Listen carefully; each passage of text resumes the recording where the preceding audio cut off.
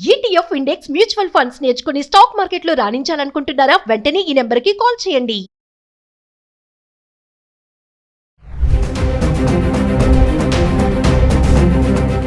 నమస్తే, welcome back to Suman TV. తరచుగా చూస్తున్నాం కదా, ఈ మధ్యన సనత్ నగర్లో ఫ్రిడ్జ్ బ్లాస్ట్ అయింది. ఏంటి ఫ్రిడ్జ్ బ్లాస్ట్ అవ్వడం అనుకుంటున్నారా? అవునండి, ఇది నిజమే. ఎందుకంటే గీజరు, ఏసీ ఇవే కాదు, ఈ మధ్యకాలంలో ఫ్రిడ్జ్లు కూడా బ్లాస్ట్ అవుతున్నాయంట. అంటే మనం ప్రతి ఒక్క ఇళ్లలో ఖచ్చితంగా రిఫ్రిజిరేటర్ అనేది వాడుతూ ఉంటాం కదా. మన వస్తువులన్నీ కూడా మనం ఫ్రిడ్జ్లో పెట్టుకుంటూ ఉంటాము. కొన్ని పాలు, పెరుగు, ఇంకా చాలా చాలా చిన్న చిన్న వస్తువులు, కూరగాయలు ఇవన్నీ కూడా ఉంటాయి. మరి అసలు ఫ్రిడ్జ్ని ఎలా వాడుతున్నారు? ఎందుకు ఫ్రిడ్జ్లు పేలుతున్నాయి? అసలు పేలడానికి గల కారణాలు ఏంటి?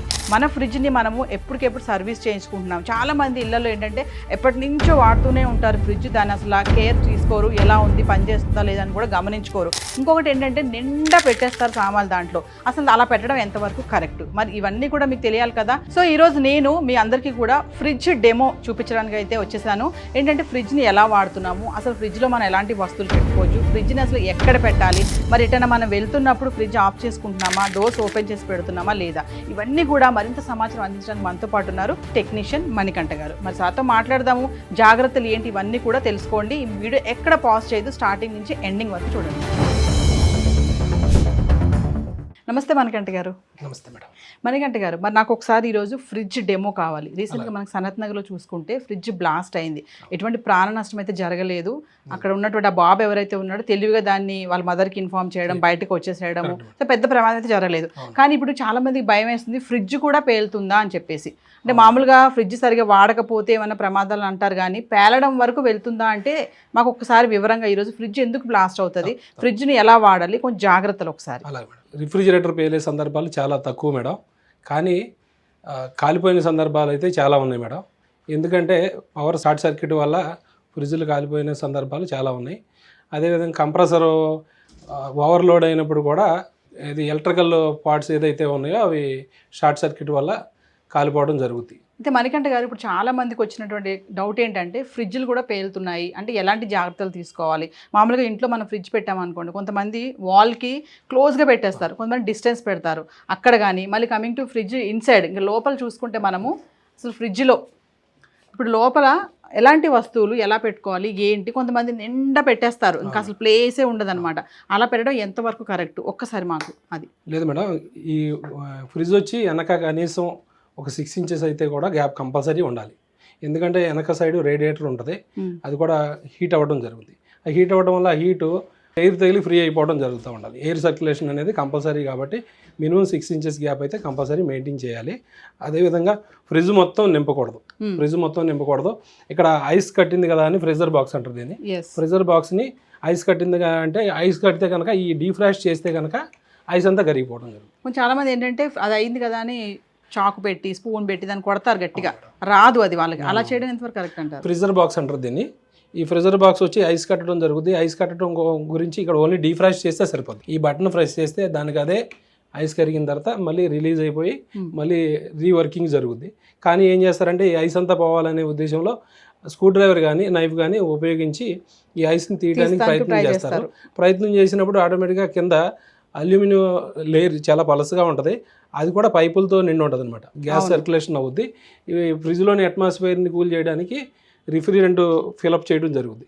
ఆ రిఫ్రిజరెంట్ ఈ హోల్ పడటం ద్వారా బయటకు వచ్చేయడం జరుగుతుంది. ఆ రిఫ్రిజరెంట్ కూడా ఫ్లేమబుల్ అవ్వడం వల్ల షార్ట్ సర్క్యూట్ అయ్యి అది వంటగదిలో పెట్టడం వల్ల ఆల్మోస్ట్ ఏంటంటే ఫ్రిడ్జ్లు మ్యాక్సిమం వంటగదిలోనే ఉంటాయి మేడం. వంటగదిలో ఉండటం వల్ల ఎల్పిజి గ్యాసు ఈ విధంగా ఆటోమేటిక్గా చిన్న స్పార్క్స్ వచ్చినా కూడా ఫ్లేమబుల్ అవుతుంది. సో గ్యాస్ కూడా కిచెన్ లో ఉంటుంది కాబట్టి ప్రాబ్లం అవుతుంది. అవును మేడం. ఫ్రిడ్జ్ కానీ అదేవిధంగా ఎల్పిజి స్టవ్, గ్యాస్ సిలిండర్ కూడా దూరంగా ఉండడానికి మెయింటైన్ చేయాలి. అంటే కిచెన్ లో ఫ్రిడ్జ్ పెట్టొద్దు అంటారు, సేఫ్ కాదా? సేఫ్ కాదు మేడం. చాలా మంది అయితే కిచెన్ లోనే పెట్టుకుంటారు. ఆల్రెడీ ఇరుకుగా అంటే తీసుకోవడానికి కంఫర్ట్ గా ఉంటుంది కాబట్టి ఫ్రిడ్జ్ కిచెన్లో పెడతారు, కానీ ఫ్రిడ్జ్ వచ్చి కొంచెం హాల్లో పెట్టుకోవడానికి ట్రై చేయాలి. ఇంకొక విషయం మణికంఠ గారు, మామూలుగా చాలా మంది ఫ్రిడ్జ్ని కడిగేస్తూ ఉంటారు, మొత్తం బయట పెట్టేసి బాల్కనీలో పైప్ పెట్టి వాటర్ వేసి మొత్తం శుభ్రం కడుగుతారు, మనిషి స్నానం చేసినట్టు అనమాట. అది అసలు కరెక్టే అంటారా? లేదు మేడం, ఫ్రిడ్జ్ కడగకూడదు. ఓన్లీ ఫ్రిడ్జ్ ఆఫ్ చేసి ప్లగ్ తీసేసి ఏదన్నా మనం క్లీన్ చేసుకునే ఉద్దేశం ఉంటే తడిపట్టి పెట్టి తుడుచుకోవాలి, తర్వాత మళ్ళీ పొడి పట్టి పెట్టి తుడిచేసేయాలి. తర్వాత మళ్ళీ ఆన్ చేసుకోవాలి. కానీ రన్నింగ్లో ఉన్నప్పుడు కడగకూడదు, అదేవిధంగా తడిపడతో తొడవకూడదు కూడా. అంటే రన్నింగ్లో కడిగితే పాడైపోతుందా, ఫ్రిడ్జ్ పోతుందా? ఫ్రిడ్జ్ పాడవడం కాదు కానీ మేడం, ఇప్పుడు ఇవన్నీ కూడా ఎలక్ట్రికల్ పార్ట్స్ ఉంటాయి. లోపలికి కంపల్సరీ కడిగినప్పుడు వాటర్ వెళ్తాయి, షార్ట్ సర్క్యూట్ కంపల్సరీ అవుతుంది. అంటే వైర్లకి ఎప్పుడైనా తడి తగిలిందంటే ఆల్మోస్ట్ స్పార్క్స్ వచ్చేస్తాయి. ఓకే. ఈ మధ్య కాలంలో ఫ్రిడ్జ్ లో చాలా మంది ఇప్పుడు వెజిటేబుల్స్ పెట్టుకుంటాం మనము, అంటే బాక్సెస్ పెడుతున్నారు, ప్లాస్టిక్ బాక్సెస్ లో పెట్టుకుంటున్నారు. ఇంతకుముందు ఏంటంటే కవర్స్ పెట్టేవాళ్ళు, మార్కెట్కి వెళ్ళినప్పుడు మనకు వాళ్ళు ఇస్తారు కదా పేపర్ బ్యాగ్స్ లాంటి, దాంట్లో కూడా డైరెక్ట్ పెట్టేస్తారు. అసలు అవన్నీ కరెక్టే అంటారా? బాక్స్లు పెట్టుకోవడం కానీ అది పెట్టుకోవడం ఇబ్బంది లేదు మేడం. ఇక్కడ వరకు ఆల్మోస్ట్ బాక్సెస్ పెట్టుకున్నా ఇబ్బంది లేదు. కానీ ఈ ఫ్రిజర్ బాక్స్ మొత్తం నింపేయకూడదు. ఇప్పుడు డబుల్ డోర్ ఫ్రిడ్జ్కి వచ్చి ఇక్కడ ఫ్యాన్ అనేది ఒక సిస్టమ్ వస్తుంది. డబుల్ డోర్కి వచ్చి ఫ్యాన్ అనేది సిస్టమ్ రావడం వల్ల ఫ్యాన్ ద్వారానే కూలింగ్ కిందకి స్ప్రెడ్ అవుద్ది కంప్లీట్గా. ఇప్పుడు ఆల్మోస్ట్ ఏం చేస్తారంటే రవ్వ, కిచెన్ కి సంబంధించిన ప్రతి వస్తువు, కారం కూడా కంప్లీట్ గా లోపల నింపేస్తున్నారు. ఫ్రిడ్జ్ ని ఒక బీరువా లాగా వాడేస్తున్నారు. కాబట్టి దానికి బ్రీతింగ్ స్పేస్ ఉండదు, ఎయిర్ వెళ్ళే సర్క్యులేషన్ ఉండదు. కాబట్టి బ్లాస్ట్ అయ్యే అవకాశం కూడా ఉంది మేడం. బ్లాస్ట్ అంటే ఏంటంటే ఇప్పుడు ఓవర్లోడ్ అవ్వడం వల్ల ఏమవుతుందంటే షార్ట్ సర్క్యూట్ అవ్వడం. మెయిన్గా కంప్రెసర్ పగిలిపోయిన సందర్భాలు చాలా తక్కువ అయినప్పటికీ కూడా మెయిన్గా ఏంటంటే ఇది వైర్లు కాలిపోయే అవకాశం ఉంటుంది. అంటే ఏదేమైనా ఫ్రిడ్జ్ ని టైట్ గా పెట్టొద్దు. సామాన్లు డబుల్ డోర్ ఫ్రిడ్జ్ లో కంప్లీట్ హీటరే ఉంటుంది, లోపల హీటర్ ఉంటుంది, టైమర్ ఉంటుంది. ఎక్కువ కంప్లీట్ గా నింపేయడం వల్ల అవి ఏవి ఆన్ అవ్వకుండా అయిపోతాయి అనమాట. ఇంకోటి మనకంటగా చాలా మంది ఫ్రిడ్జ్ డోర్ ని అస్తమాటు వేస్తూ ఉంటారు. పిల్లలే కాదు పెద్దవాళ్ళు కూడా, చీటికి మాటికి ఆ వస్తువు అని ఈ వస్తువు అని. అది దానివల్ల ఏమవుతుందంటే మేడం, డోర్ తీస్తున్నాం అంటే కూలింగ్ బయటకు వెళ్ళిపోవడం జరుగుతుంది. ఎక్కువసేపు కంప్రెసర్ వర్కింగ్ చేయాల్సిన అవసరం ఉంటుంది, ఎక్కువ హీట్ అవ్వడం జరుగుతుంది. మెయిన్గా ఏంటంటే హీట్గా ఉన్న ప్లేస్లో ఫ్రిడ్జ్ని పెట్టకూడదు. అంటే కొంచెం అన్నా కనీసం గాలి ఆడే విధంగా ఉండాలి. అంటే ఇప్పుడు హాల్లో పెట్టుకోవాలంటున్నారు కదా మీరు, అంటే ఇప్పుడు ఇలా విండోస్ ఉన్న సైడ్ లో పెట్టుకోవాలంటే పర్వాలేదు మేడం. హాల్లో కనీసం వెనక సైడ్ గ్యాప్ ఇస్తే ఇబ్బంది లేదు మేడం. సో మనకంటే గారు ఒక్కసారి మీరు కంప్రెసర్ అన్నారు కదా, నాకు ఒకసారి డెమో చూపించండి. కంప్రెసర్ వాల్ కి ఎంత డిస్టెన్స్ లో పెట్టుకోవాలి ఏంటి అనేది, అది పేలుతుంది అంటున్నారు, ఆ హీట్ అంటున్నారు కదా, ఒకసారి డెమో చూపించండి. మనకంటే గారు ఏంటి మరి ఫ్రిడ్జ్ మొత్తం వెనక్కి తిప్పేశారు? ఏం లేదు మేడం, కంప్రెసర్ గురించి చెప్పాల్సిన విషయం ఉంది. మేజర్ పార్ట్ రిఫ్రిజిరేటర్ లో మెయిన్ పార్ట్ కంప్రెసర్ మేడం. కాబట్టి దాని గురించి తెలుసుకుందాం. ఇది వచ్చి కంప్రెసర్ మేడం. ఓకే. ఈ బ్లాక్ కలర్ ఏదైతే ఉందో ఫ్రిడ్జ్ యొక్క మోటార్ అనుకోవచ్చు, కంప్రెసర్ అనమాట. దీంట్లోనే గ్యాస్ నింపడం జరుగుతుంది మేడం. దీని ద్వారా గ్యాస్ నింపడం ద్వారా ఈ గ్యాస్ సర్క్యులేషన్ రేడియేటర్లో సర్క్యులేట్ అయ్యి లోపలికి గ్యాస్ వెళ్ళడం ద్వారా కూలింగ్ ఏర్పడుతుంది మేడం. ఎప్పుడైనా లీకేజ్ సమస్యలు ఏమైనా వస్తే కూడా, అంటే గ్యాస్ అయిపోవడం సమస్య ఎప్పుడైనా వస్తే ఫ్రిడ్జ్ని ఆపేసుకుని టెక్నీషియన్ పిలిపించాలి మేడం. లీకేజ్ అంటే అండి ఆటోమేటిక్ ఏదైనా అనుకోకుండా గ్యాస్ అయిపోవడం కూడా జరుగుతుంది. మాకు ఎలా తెలుస్తుంది లీకేజ్? కూలింగ్ రాకపోతే కనుక ఫ్రిడ్జ్ని ఆపేసేసారు. ఫ్రిడ్జ్ని ఆపకుండా కంటిన్యూ రన్నింగ్ చేస్తే ఇబ్బంది అవుతుంది. మనకంటే గారు ఒకసారి చాలా వేడి వస్తూ ఉంటుంది ఆ గోడకి దీనికి గ్యాప్ లో, మనకు తెలుస్తుంది, హీట్ అబ్జర్వ్ చేయగలుగుతాం మనం. అలా ఎందుకు అంత హీట్? ఎందుకంటే ఇది హై ప్రెజర్ లో రన్ అవుతుంది madam. Compressor high pressure gas pump చేయడం వల్ల ఈ రేడియేటర్ అంతా హీట్ అవ్వడం జరుగుతుంది. ఈ రేడియేటర్ కంప్లీట్ రిఫ్రిజిరేటర్ లోనే బాడీలోనే ఇచ్చేయడం జరుగుతుంది. బాడీలో ఇచ్చేయడం వల్ల ఇదేం బయటకు కనబడదు, ఇన్బిల్ట్ ఉంటుంది. ఇది పట్టుకుంటే హీట్ అవ్వడం, షాక్ కొట్టినట్టు అనిపిస్తుంది కానీ షాక్ కాదు, ఓన్లీ హీట్ అవ్వడం జరుగుతుంది. అందువల్ల మెయిన్ గా స్పేస్ కంపల్సరీ అని చెప్పేది ఏంటంటే ఇటు సైడ్ అటు సైడ్ కూడా కనీసం 2-3 ఇంచెస్ అయితే మినిమం గ్యాప్ ఉండాలి. బ్యాక్ సైడ్ ఏంటంటే మోటార్ కంప్రెసర్ ఉంటది కాబట్టి కంపల్సరీ 6 ఇంచెస్ గ్యాప్ అయితే మెయింటైన్ చేయాలి మేడం. అంటే ఇది వాల్ కి టచ్ అవ్వకూడదు, 6 ఇంచెస్ గ్యాప్ ఉండాలి. 6 ఇంచెస్ గ్యాప్ ఉండాలి. మీరు ఇదేదో అన్నారు, ఇది క్లీన్ చేసుకోవచ్చు అండి దీన్ని? ఈ ట్రే వచ్చి మినిమం మెకానిజం తో ఎవరైనా చేసుకోవచ్చు మేడం. ప్రత్యేకంగా మెకానిక్ ని పిలిపించి క్లీన్ చేయాల్సిన అంత అవసరం అయితే దీనికి లేదు. కాబట్టి ఈ రేడియేటర్ ఏదైతే ఉందో ఇది బ్రష్ తో క్లీన్ చేయటం, ఇక్కడ 2 స్క్రూలు తీసేస్తే ఈ ట్రే బయటకు రావడం జరుగుతుంది. ఎందుకంటే డీఫ్రాస్ట్ బాక్స్ లో ఏదైతే ఐస్ కట్టిందో ఆ ఐస్ కట్టిన వాటర్ అంతా మనకు డీఫ్రాస్ట్ అవుతుంది. కూలింగ్ వచ్చిన తర్వాత కట్ ఆఫ్ జరుగుతుంది. కట్ ఆఫ్ అయినప్పుడు ఐస్ అంతా కరిగి ఈ పైప్ ద్వారా ట్రేలోకి వచ్చేస్తుంది. ఈ ట్రే అప్పుడప్పుడు కనీసం 6 మంత్స్కి ఒకసారి 8 మంత్స్కి ఒకసారి తీసి క్లీన్ చేసుకునే విధంగా ఉండాలి, లేకపోతే బ్యాడ్ స్మెల్ వచ్చే అవకాశం ఉంటుంది. మీరు ఇది బ్రష్ తో క్లీన్ చేసుకోవచ్చు అంటున్నారు. చేసుకోవచ్చు, ఏం ప్రాబ్లం ఉండదు. ఆఫ్ చేసుకుని చేసుకోవాలి మేడం. ఏదన్నా ఆఫ్ చేసుకుని చేసుకోవాలి. మెయిన్ గా ఏంటంటే ఇక్కడ ఈ పైపులను చూసుకుని కరెంట్ దగ్గర కొంచెం జాగ్రత్తగా చేసుకోవాలి. ఏదన్నా మనం బ్రష్ చేసేయచ్చు కదా అని మొత్తం కంప్లీట్ గా హార్డ్ గా చేయకూడదు.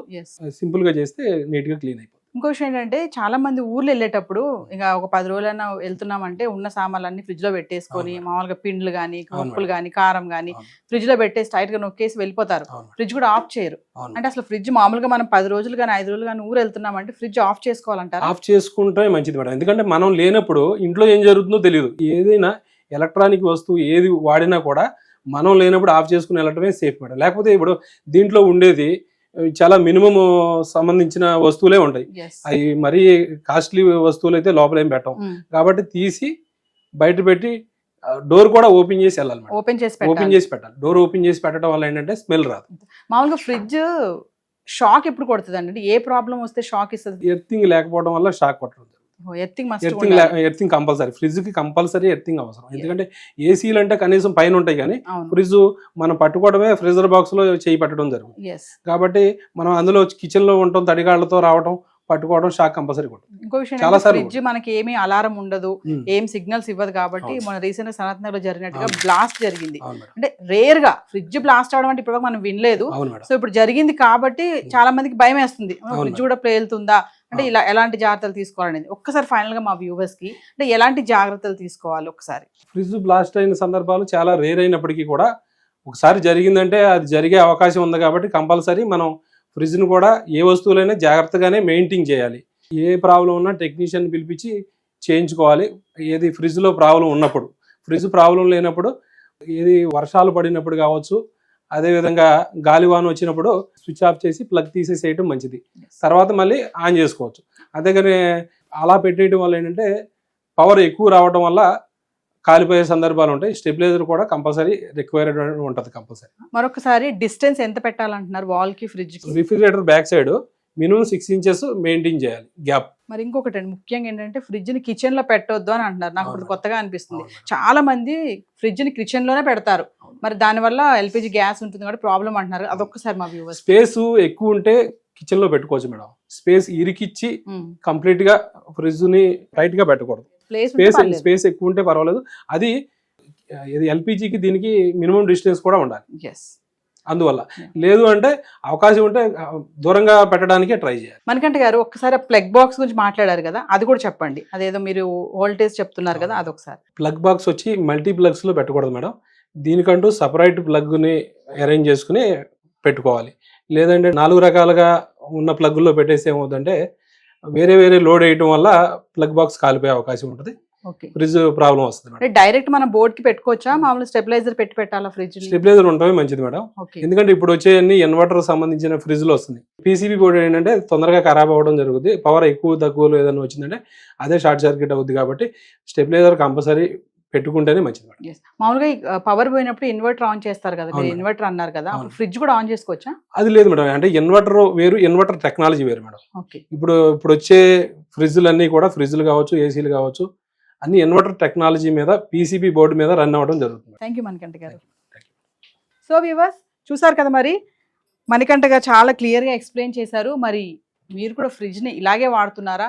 మరి రీసెంట్గా బ్లాస్ట్ జరిగింది, కొంచెం జాగ్రత్తలు తీసుకోండి. ఫ్రిడ్జ్ వాడేటప్పుడు ఎలా వాడుతున్నాము, మెయింటెనెన్స్ ఎలా చేస్తున్నాము చెప్పారు కదా. వాల్కి ఫ్రిడ్జ్కి 6 ఇంచెస్ గ్యాప్ అయితే ఖచ్చితంగా ఉండాలి. మరి క్లీనింగ్ కూడా చెప్పారు కదా, మొత్తం మనం శుభ్రంగా కడిగేయడం కాదు, నీట్గా క్లీన్ చేసుకోవాలి. ఒక క్లాత్ తీసుకొని ఇంకోటి టైట్గా పెట్టొద్దు ఫ్రిడ్జ్లో అని కూడా చెప్తున్నారు. మనం ఎక్కడికైనా ఊర్లో వెళ్ళినప్పుడు కూడా ఫ్రిడ్జ్ని ఆఫ్ చేసుకోవడం చాలా జాగ్రత్త. ఎందుకంటే ఆఫ్ చేసి డోర్ కూడా ఓపెన్ చేసి పెట్టాలని చెప్తున్నారు. మరి ఎంతమంది ఊర్లో వెళ్ళేటప్పుడు ఫ్రిడ్జ్ని ఆఫ్ చేస్తున్నారో మనకైతే తెలియదు. మరి ఇప్పుడు ఈ వీడియో చూస్తే ఖచ్చితంగా ఇది ఫాలో అవ్వండి. మరొక విషయం నేను కూడా కొత్తగా తెలుసుకున్నాను ఏంటంటే, మామూలుగా చాలా మంది ఫ్రిడ్జ్ ని కిచెన్ లోనే పెట్టుకుంటారు. ఎందుకంటే అనుకూలంగా ఉంటుంది, చేతికి దగ్గరలో ఉంటుంది, ఏమైనా తీసుకుని వాడుకోవచ్చు అనేసి. కానీ మణికంఠ గారు చెప్పేది ఏంటంటే మాక్సిమము కిచెన్లో పెట్టకుండా హాల్లో పెట్టుకుంటే బాగుంటుంది. ఎందుకంటే ఎల్పిజి గ్యాస్ ఉంటుంది కాబట్టి ఎప్పుడైనా షార్ట్ సర్క్యూట్ అయినప్పుడు ప్రమాదం అనేది పెద్దగా జరగకుండా ఛాన్సెస్ ఉంటాయి. సో బయట పెట్టుకోండి, హాల్లో కానీ అట్లా చేసుకోండి అని చెప్తున్నారు. మీకు పెద్ద కిచెన్ ఉందనుకోండి, మీరు కిచెన్లోనే పెట్టుకోవచ్చు. ఒకవేళ చిన్న కిచెన్ ఉంటే మాత్రం బయట పెట్టుకోండి. మరి ఫ్రిడ్జ్ని కూడా ఎలా మెయింటైన్ చేయాలి, టాప్ టు బాటమ్ అన్ని కూడా ఎక్స్ప్లెయిన్ చేసాం కూడా. ఇది వీడియో చేయడానికి గల కారణం కేవలం అవేర్నెస్ కోసమేనండి. మరి వీడియో ఎక్కడ పాజ్ చేయదు, స్టార్టింగ్ నుంచి ఎండింగ్ వరకు చూడండి. మరొక ఇంట్రెస్టింగ్ టాపిక్తో మళ్ళీ మేము ముందుంటాను. This is Naveena signing of.